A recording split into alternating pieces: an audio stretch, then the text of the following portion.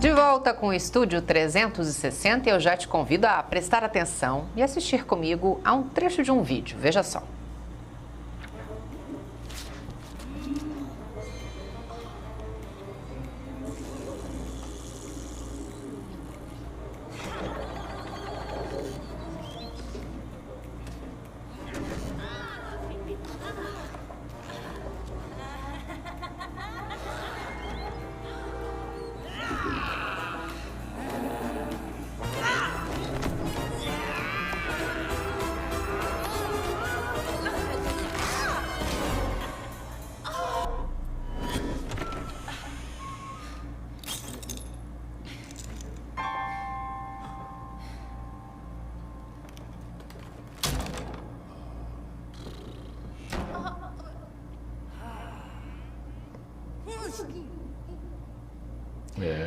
Quem nunca brigou com o espelho, hein? A animação, infelizmente, não tem nada de ficção. Prova é uma pesquisa do IBGE que ouviu adolescentes de 13 a 17 anos.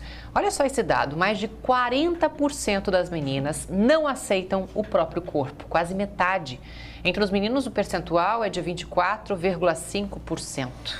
Tem mais. Para quase 30% das meninas entrevistadas dessa idade, a vida não vale a pena. A porcentagem de meninos que pensam mesmo é menor, 13%. Para debater o assunto, nós convidamos aqui para o estúdio o psicólogo Alexandre Brito e por Skype o psiquiatra Valber Dias Pinto. Muito boa tarde, muito boa tarde. Boa tarde, prazer. Obrigada pela presença. Aqui está o Dr. Valber também, hoje por Skype, mas a gente entra no debate aqui com eles, viu? Agradeço. Bom, você que trouxe pra gente, né, Alexandre, esse vídeo, né, que a gente mostrou ali no início da reportagem, né, você brigando com o espelho. Isso acontece muito mais ainda com meninas de 13 a 17 anos, segundo a pesquisa do IBGE. Por que isso acontece? É a realidade atual ou sempre foi assim? Pois é, essa realidade se repete, pode ter se intensificado ainda mais por causa dos padrões de imagem, redes sociais, essa exigência de uma determinada imagem na qual você precisa se adequar, na qual você precisa corresponder a essa imagem de um padrão de beleza, esse imperativo que diz assim, seja feliz, seja belo, mas não é uma beleza qualquer, é uma beleza que a gente vê nas propagandas e que é uma beleza mais voltada para um corpo mais magro, para um determinado tipo de cabelo. E você vai vendo, como nesse vídeo que a gente assistiu, que tem um impasse entre o que eu sinto e o que eu vejo. Veja bem, muitas vezes você se olha no espelho, não se sente bem, mas você vê uma imagem até bonita. Você pensa assim muitas vezes, olha, eu não estou me sentindo bem. Aí depois você olha as fotos, todas você gosta. E o contrário também acontece. Às vezes você está se sentindo bem, mas as fotos não saem tão bem quanto parece, não corresponde. Então nunca tem uma correspondência entre imagem e o que a gente sente. Não há sempre essa justaposição. E esse ideal de felicidade, essa busca desenfreada pela felicidade, causa tudo, menos felicidade.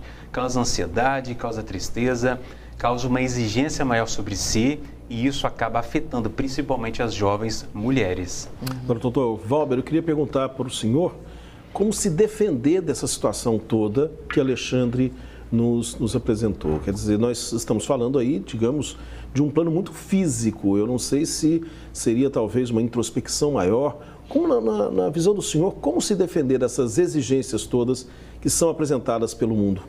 O mundo que a gente vive. Eu costumo dizer que que a cobrança está do lado de quem aceita ser cobrado, né? Então, sempre que alguém chega para mim reclamando da forma que ele está sendo cobrado, por estar sendo cobrado assim, ou assado, você permitiu que fosse cobrado assim? Então, claro que isso é uma coisa de forma simplista, mas é muito num processo em que a pessoa vai entendendo que ela não precisa ser aquilo tudo, né? Então, pegando aí o que a gente estava falando, a mulher tem que ser linda, inteligente, tem que fazer sucesso, tem que ser mãe, tem que cuidar da família, é tudo, né? Então, nem sempre ela precisa dizer sim para tudo, né? Mas isso é um aprendizado. É verdade. Agora, a gente tem também imagens do seguinte, ó, as redes sociais acabam se tornando mais um espaço de comparação, né? Ficar reparando no quanto o corpo de outras meninas, de outras mulheres é mais bonito, mais magro, mais forte, mais saudável. Mas algumas poucas mulheres têm tentado mostrar a vida real. Olha só isso aí. É o caso deste perfil das redes sociais de uma jornalista americana, a Dana. Ela mostra que o corpo supostamente perfeito é questão de ângulo e que, apesar de ser magra, ficar linda nas fotos, também tem celulites, estrias, flacidez. Nem por isso deixa de ser bonita. Em outro vídeo, ela mostra e diz: se você perder tempo reparando nas suas coxas, nunca vai ver a beleza à sua volta, nem dentro de você. Já neste outro post ela diz: lembre que sua barriga é uma obra de arte, para você ver como os padrões de beleza mudam em diferentes épocas, né? Sobre estrias, o post diz: você tem ondas do mar escritas na sua pele. Infelizmente, ainda são iniciativas bastante tímidas quando a gente pensa em toda a rede social, não é isso, Alexandre? Quando a gente vê essas poucas iniciativas é que a gente se dá conta do quanto a gente não vê isso nas redes sociais, né? De fato, o que a gente tem que fazer é até mesmo ressignificar, mudar o sentido da palavra beleza. A beleza ela tem que ter relação com o que você sente com você mesmo, não numa relação de comparação. Porque quando a gente se compara, geralmente a gente cria um conflito, um confronto, e a gente acaba tentando buscar aquilo que a gente não é. Você não se sente completo, você não se sente perfeito. A perfeição só não existe quando você se compara. Aí você vai ter uma imperfeição, uma privação, frustração, buscando no outro aquilo que você não vê em você, aquilo que não te completa. Então, a gente vê nas redes sociais essa demonstração de imagem. E o que é a imagem? Imagem é uma espécie de congelamento da vida, é uma parada, é só um instante da vida. E ela não resume a vida. Então, você tentar seguir uma imagem, você acaba mutilando seu corpo e o seu desejo, buscando esse ideal, que no fundo, é inalcançável. Queria falar com o Dr. Valber aqui o seguinte: eu estava até comentando hoje mais cedo, está sendo feito pelo jornal norte-americano Wall Street Journal uma série de reportagens, investigativas sobre documentos internos do Facebook. E um desses documentos, esse texto foi publicado hoje, ele mostra a ação perversa, eu acho que o nome é esse, que o Instagram tem sobre as pessoas. Eu vou ler um pequeno trecho aqui, é bem pequeno mesmo, dá para a gente entender de forma bem rápida. Uma apresentação que circulou entre os funcionários em março de 2020 diz que as comparações no Instagram podem mudar a maneira como os jovens se viam. Até aí, eu acho que era esperado. Uma outra apresentação de 2019, a rede social teria sido informada que o Instagram piorava as questões de imagem de uma em cada 3 meninas. Além disso, as adolescentes também culpariam a plataforma por problemas como ansiedade e depressão.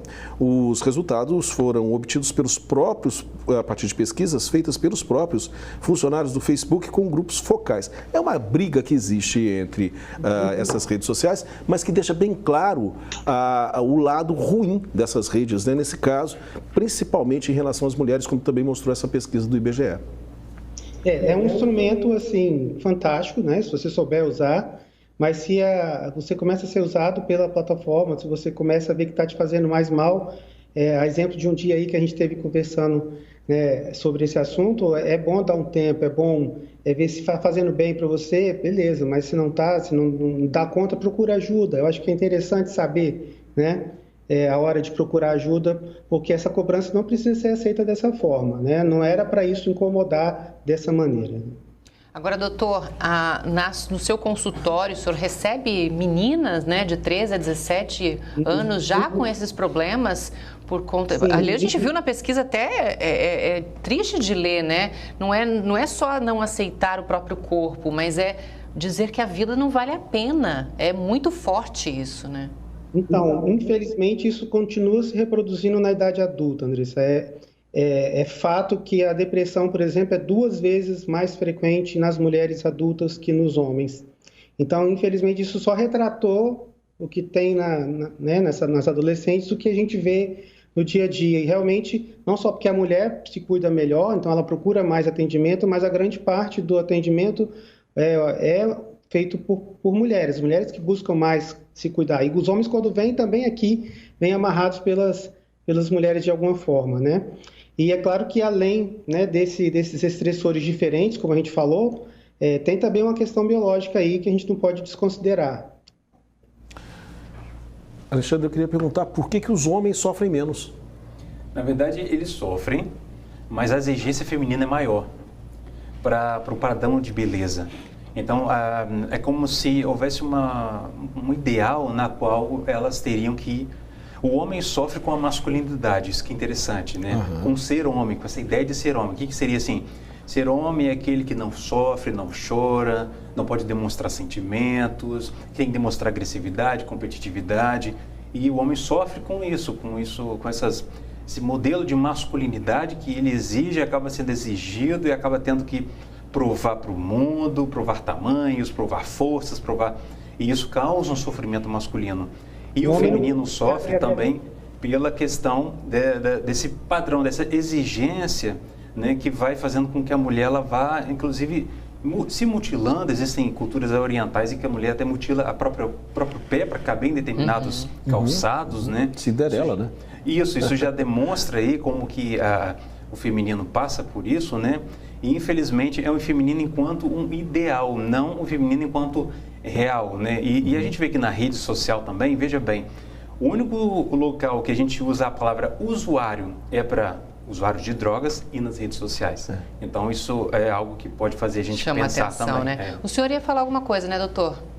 Eu estava comentando com ele quando ele começou a falar, que eu lembrei que o homem não pode falhar, né?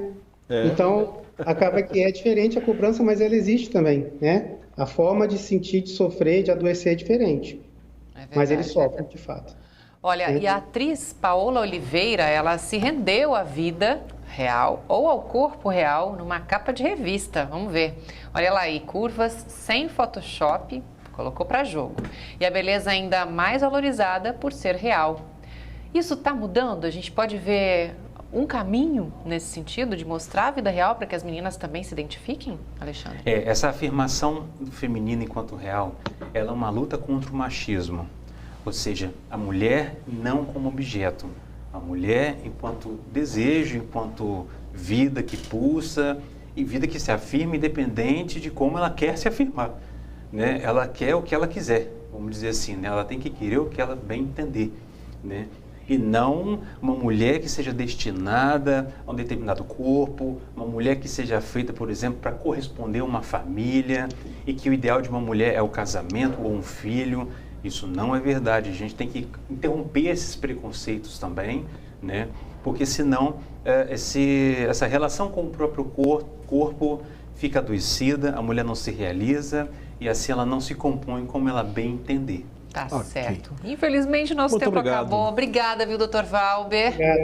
Obrigada também, Alexandre. Muito obrigado. Obrigada a você que está aqui com a gente, nos acompanhando. E a gente volta a se encontrar amanhã, 12h30, neste mesmo local e horário. Uma ótima tarde para você. Tchau, tchau. Se cuida. Tchau, gente.